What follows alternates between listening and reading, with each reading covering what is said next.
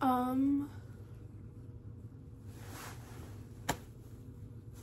Hi, how's it going? Today I will be talking about one of my favorite authors of all time, Sayaka Murata. I will be talking about both of her books that I've read so far, Convenience Store Woman and Earthlings. Sayaka Murata is a very interesting author from what I've read so far. She came out with a new book recently. Well, it's new in the United States. I don't know how new it is in Japan or anywhere else, which is where she's from. So I'm really looking forward to reading that one. Sayaka Murata has a very interesting style, to say the least. She has got to be one of the most disturbing female authors that I've read so far. Everything that I've read, however, I really enjoyed it, don't get me wrong. Excuse me. But her style is really fascinating. And but that doesn't mean I didn't enjoy it, because like I definitely enjoyed it. Ignore my hair. It's just a really big mess, and for some reason this strand is like way longer than the others for my bangs, and it's just like really weird, but oh my goodness.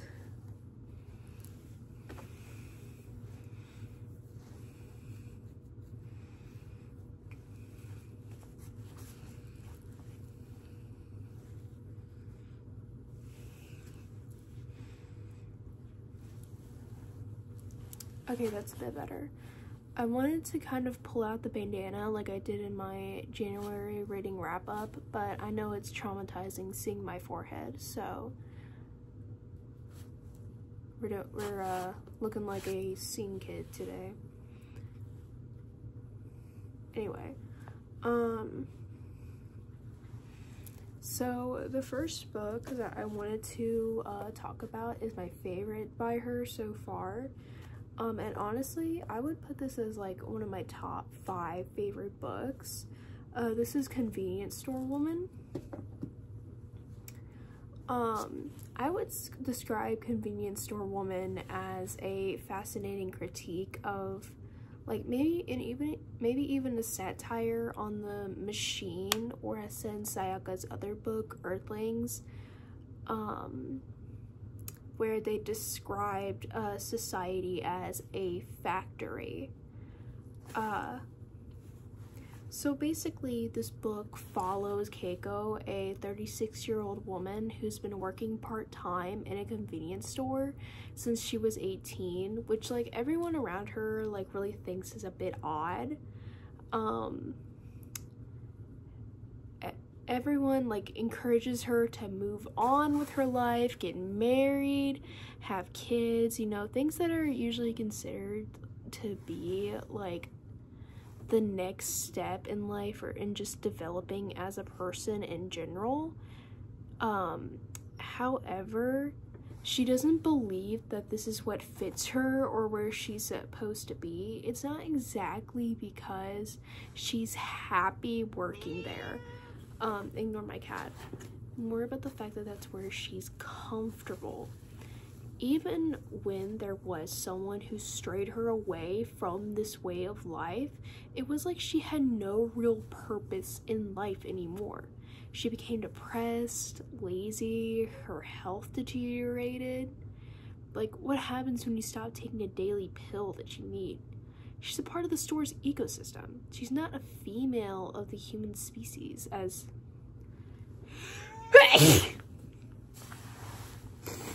oh my goodness. Excuse me. As said in the book, she doesn't feel like she's a She doesn't feel like she's a female of the human species. She says that she is a convenience store worker, and this is who she is and who she'll always be.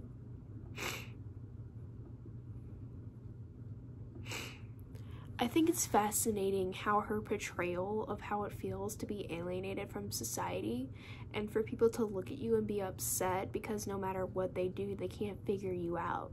As someone who is neurodivergent, oh my gosh, I am a mess tonight, but I really needed to do this video. Anyway, as someone who is neurodivergent, the book really spoke to me, especially Keiko's childhood anecdotes. I believe it's a really accurate story from an autistic coded character, and I find it speaking to me on a much deeper level than a lot of other books I've read have. For example, there have been multiple instances in the book where Keiko, in both adulthood and especially childhood, where she like misread a cue that someone's given her, or she does what she believes is right, but the other people around her scold her for it, and you know, she gets in trouble. And I really felt that, you know, like you're just trying to help, but for some reason the way that you're trying to help is wrong, which isn't fair. It's upsetting, and I really just feel that perspective, you know? The way that Sayaka Murata writes the feeling of just feeling different and ostracized is so accurate. Like I really feel this book like so deeply in my soul. It's insane.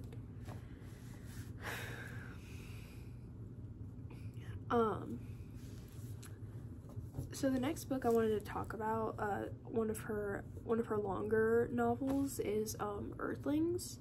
This book is like 10 times more disturbing and weird than Convenience Store Woman was. Like trigger warning for like sexual assault and cannibalism, and I think that's it. That's all I'm really gonna be talking about. Oh, and of course child abuse. I say of course, but anyway, Earthlings follows a woman named Natsuki, who growing up she thought that she was an alien from another world, and because she felt like the way that she was being treated by her family and at school was so horrible that she must not be from this earth, because there is no other reason why people would treat her like that. Like, her mother basically treated her like a waste of space, and at school her teacher was assaulting her, and whenever she tried to express this or talk about this with any of her peers, they or even her parents, her peers would write it off and say like oh, you should be lucky because of how handsome the teacher is. And her mother victim blamed her by saying, oh, you must have seduced that poor man. You know, there's a very, rape culture is a very big problem in this book.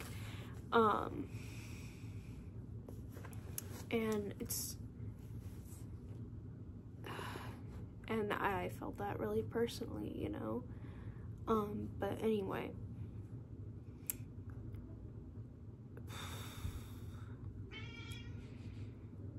Both women that Sayaka has written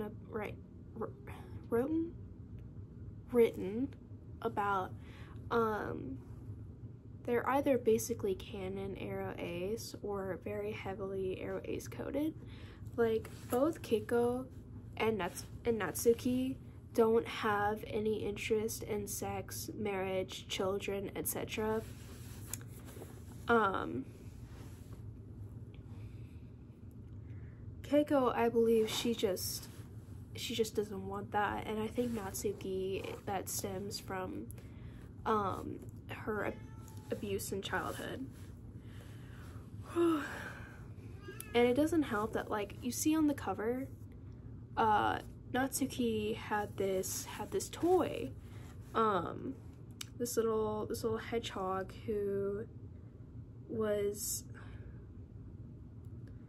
my goodness, I forgot.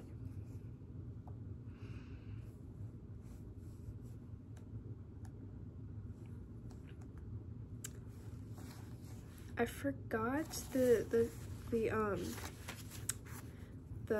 hedgehog's name. Did I say that I could describe him as a hamster? That was very, very wrong. I'm so sorry. I am very unprepared. I thought I had my script. Well, the hedgehog's name started with a P. I know that. I'm sorry. I will not rest until I find this.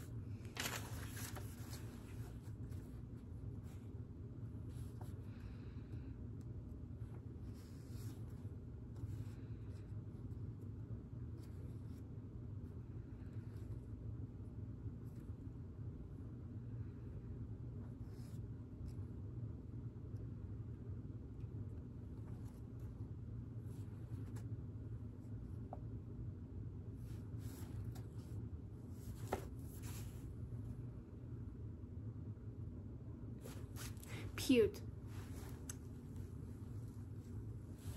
The hedgehog's name was Pute. I'm so sorry. So Pute basically talks to Natsuki, you know, affirming her delusions. Oh, that's a weird noise. Affirming her delusions with her alienation, which, while she was alienated, of course, she was not actually an alien. So Natsuki had this cousin, Yu, and they would see each other every summer at their grandparents' house. And this was during Natsuki's assault, and so because she never received affection at home, the affection that her teacher gave her was the only like way she really knew to give it, right? So, and Yu was the only person in her family that she felt like really cared about her. And because she was a child, she told her cousin, hey, Yu, let's get married. Because like, she told Yu, hey, you're also from the same planet that, like, I'm from, you know? So you and me, like, we're basically of the same species, and we need to get married. So that's what happened. You know, they had their little rings that they made, and they got married, like, in some shed behind the house, right? And she was like, we need to have sex now. And Yu was like, what is that? Because they're 10 years old. And Natsuki, you know, just kind of described it in a way that you can imagine a 10-year-old. What in the world? In a way that you can imagine a 10-year-old describe something like that. And of course, like, nothing actually happened. I don't really want to go into detail of it anyway, but basically the adults of the family find them, they separate them, they never see each other again. Fast forward 20 years, Natsuki's living in Tokyo with her husband, who is also asexual. They found each other on a dating site, right? They had their own little agreements. Basically, they would pretend that they were married, but they wouldn't consummate the marriage. They wouldn't have children. They were basically just roommates with a certificate, you know what I mean?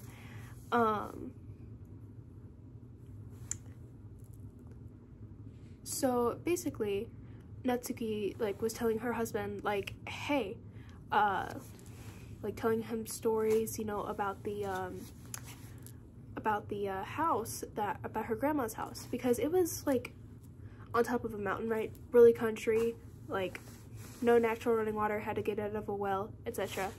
And because he was a rich city boy, he has never experienced anything like that before. You know, I'm sure you can imagine how rich people get about camping. They get real excited. So anyway, so he's like, hey, let's go to the house. And she's like, because of course she doesn't, there's a risk that you might be there. And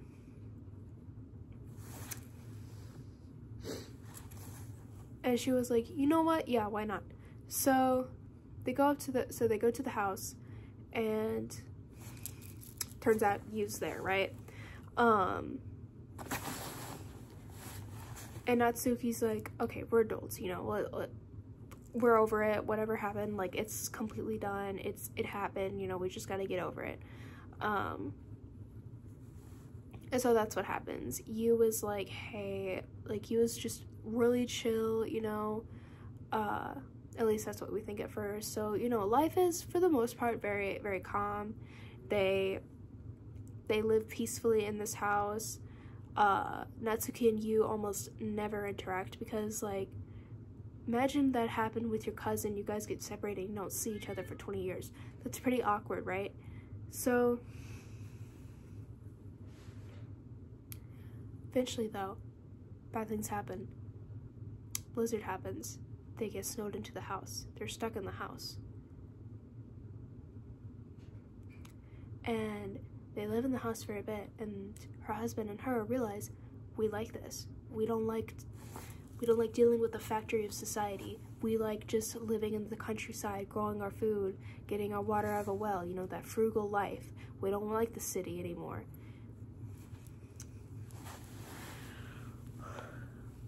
So without, like, even moving back, quitting their jobs or anything, they just stay in the house.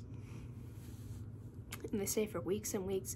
Yu at first was very, like, hesitant about this. He didn't like it, you know, he doesn't like Natsuki being around him, but eventually he starts warming up to it, and it's just like back when they were kids when Natsuki told him, like, hey, you're an alien. Eventually he starts believing in the factory of society, right? And he's like, yeah, you're right, you guys, we should be, like, living this frugal life instead of subscribing to societal expectation. So the husband's like, okay, so to make sure that I am completely disconnected from any sort of societal norm or expectation, I'm going to do something just completely disgusting and immoral. And Natsuki and Yu is like, heck yeah, man, what are you gonna do? And he's like, I'm going to rape my grandfather. And first, we're like, holy shit, you know? Well, Yu is like, holy shit, right?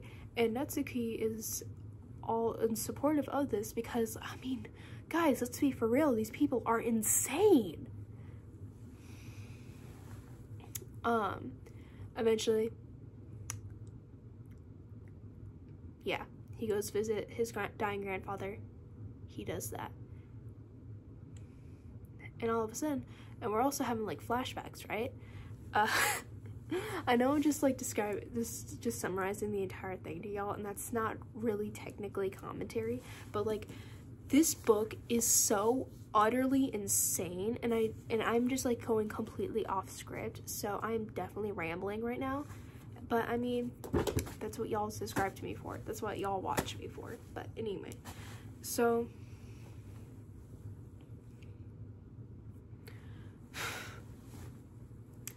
goodness, what was I doing? Okay, so yeah, also complete disconnect from this. Around this time, we also find out something else completely insane, right? So throughout the book, there's random flashbacks to Natsuki's childhood. And we find out about her teacher, right? Her teacher that was doing all of those things to her. And the little hedgehog, Pewt, is telling her, like, hey, you don't know this, but your teacher is an enemy of our home planet. You have to treat him as such, right? And Natsuki agrees, right? So no, sorry, that's wrong. Pew told her, like, hey, he's possessed, you need to exorcise him.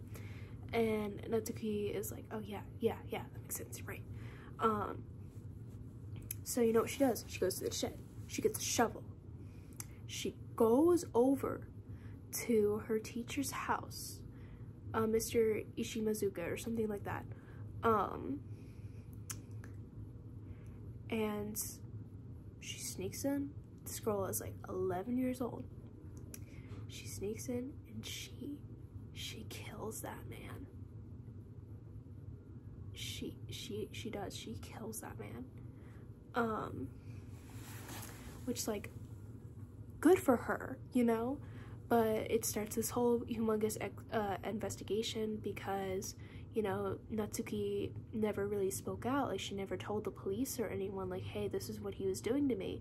So people are just seeing, like, this early 20s handsome teacher all of a sudden dead, treated as a humongous tragedy. His family is heartbroken. They say, hey, we're gonna stop at nothing to find out who killed our son, right? What would you do, right? If you didn't know what he was doing. Still. Anyway, so not only is her husband's family after him because of what he did to her grandfather, but also Mr. Ishimazuka's family is after Natsuki. So these people are all coming up the mountain, up to the house, to confront these people. And I mean, they're living this non-societal, non-factory life, okay? They're literally like naked walking around the house because wearing clothes is just something that society pushes on us, right?